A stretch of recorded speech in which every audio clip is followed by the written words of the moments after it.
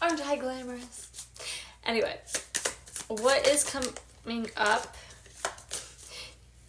to be triggered in the shadows? The moon. The shadows are coming up to be triggered and transmuted. All of the shadows. So this past full moon that we had was very intense. There was a lot of really big energy, really big shifts, and we are sitting in this in-between phase, and this phase can really feel disconcerting, and I talk about this a lot because it's the space between no longer and not yet, but this space serves a very important purpose in allowing us a moment to breathe and pause and appreciate and reflect. And our perspective on this void and is gonna be revolving around those feelings of lack and sitting with that lack feeling and coming to a deeper understanding of the purpose behind the void itself.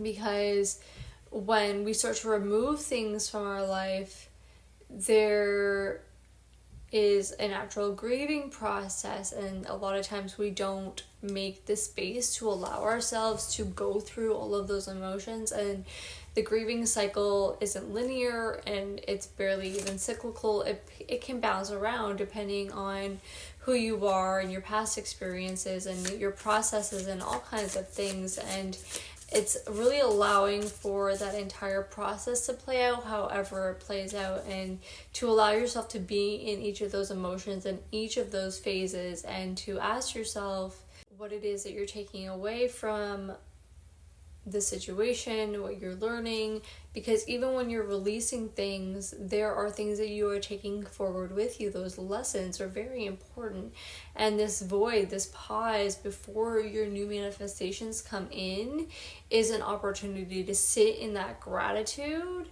and really deeply appreciate how far you've come, and to recommit to what it is that you're building.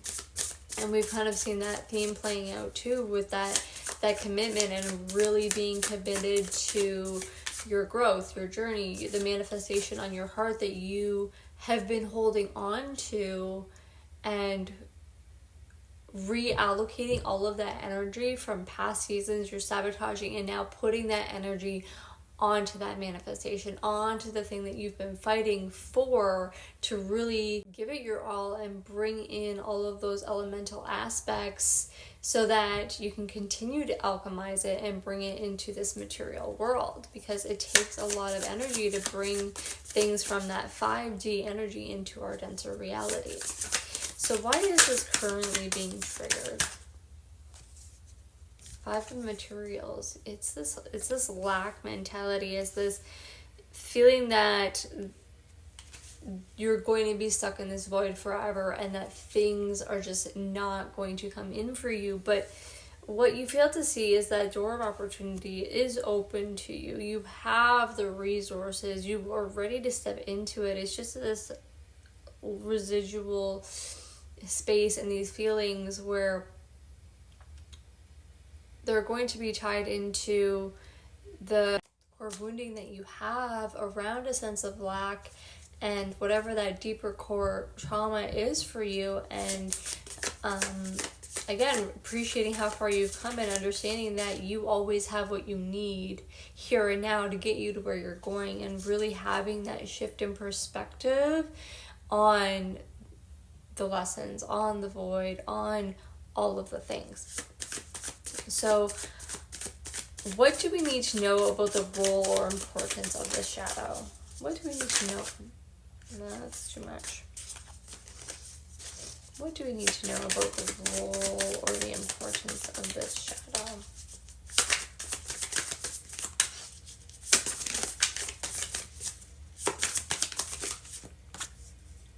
Net of materials. It has been this slow, steady foundation that you've been building. You need to come to an understanding that you have done the work. You have gone through this entire process. You have what you need, and it's time to allow yourself the space to actually receive it into your life. To not just think and dream and hope and pray for it, but to really put all of that energy in, which you have been doing, that whatever those addictions and those sabotaging behaviors that you have left behind and released, to put that energy into one last push to get this to where it needs to be. How can we take action to heal and realign? 3 of emotions. You have to step back and take a look at the bigger perspective on the past, the present, and the future, and see that they are all one. See that everything is working together in harmony, and this very intricate co-creative energy within yourself, as well as you and the universe, you and God, you and whatever other parties are involved in bringing this manifestation to its reality, and that exchange of energy that is needed to be able to actually materialize a manifestation.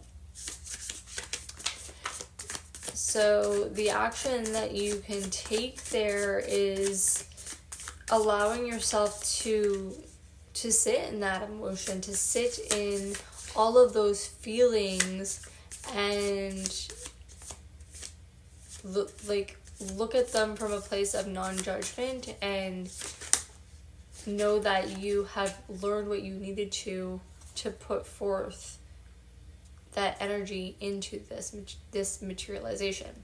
What you don't see about this is the 6 of materials, is this beautiful reciprocity, this give and take, this balance and flow of energy. You have balanced and tempered your energy to be able to materialize this. Like I said, all of that energy that you pulled back in from healing your self-sabotaging cycles and wounds, whatever that was for you in this phase, all of that energy now being put into your manifestations allows for energy to flow from you and others and the universe and your manifestations and all of those aspects, all of the elemental things, for there to be that aligned flow. And it's just a matter of continuing to stay in that state of receptivity, of that awareness, of being in it without being dragged down, and having that emotional mastery and understanding that you are solid. All right, your guidance or advice. Muse of Voices. So this is the King of Swords energy. So having that clarity and standing up for what you believe in, and having those clear boundaries, and really voicing what it is that you want, what it is that you need, having that very clear cognition about what it is that you want, how you're going after it, the action that's taken in that very broad sense, having that eagle eye kind of perspective on the entire situation. What is the alignment or outcome? 2 of emotions. That is so beautiful. 2 of emotions is your 2 of cups energy. It's that balance, it's that give and take, it's harmony, it's unity, it's co-creation, it's collaboration, it's unions. Whatever this is from that tempering of the masculine, the feminine, the ego, the soul, the light and the dark, the shadows. It's all of that. It's all of the work that you have done in bringing it into one thing, having all of that energy at your disposal to finally bring forth the manifestation on your heart from a place of groundedness, from a place of awareness, from a place of being solid within yourself and balance and in harmony, and seeing that mirrored outside of yourself. That is such a beautiful point of growth. And as you can see, there are still going to be things that are triggered in the shadow to keep you aware of how far you've come and what you've been through, and just all of those aspects. And constantly releasing those things and peeling back those layers and continuing to choose this alignment. There's constantly little things that happen on our day-to-day life that try to pull us off, but it's constantly coming back to center, coming back to self. Keep tempering the ego and the soul, because the ego is going to constantly be looking for things, right?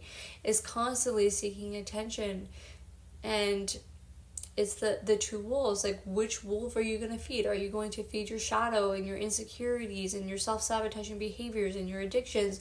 Or are you going to feed your soul and your spirit and the pieces of yourself that want to shine and be of service to the world?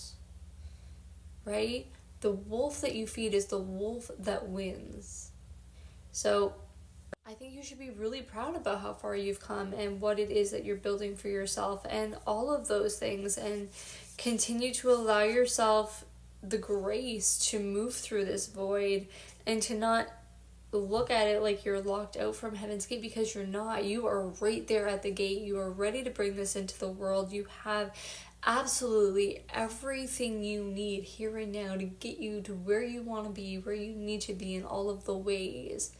And as long as you can stay present and see the bigger picture and recognize that the past, the present, and the future are all one, happening simultaneously, and having that self-forgiveness and forgiveness of others, and having that just sense of things are as they should be, even when things feel unjust, and knowing that this is all for your soul's greatest ascension, then you'll be able to kind of relax a little bit and not get so worked up about the details, not get so worked up about being dragged down, and you'll be able to just be in those waves and to see those waves as something that is passing and not something that is consuming. Because you've done an amazing job at being able to temper those things and come into that space of balance within yourself. And if you don't see those things materializing outside of yourself, maybe stop and take stock of what's going on around you and lean into gratitude. Start making a list of the little things, because you might not see it in the big things right away, but you will see it in small little alignments. Like I shared today, like there's just those little glimmers. Those are your birds before landing. Those are your confirmations that what those bigger things that you are working on are coming in for you, and to hold on in faith. All right, I am very proud of you, and I love you. And if you would like a personal reading, you know where to find me. If you would like to donate, there is an option in the link in my bio for that as well. They are always greatly appreciated, and I pour all the money back into the collective. All right, keep going. I believe in you.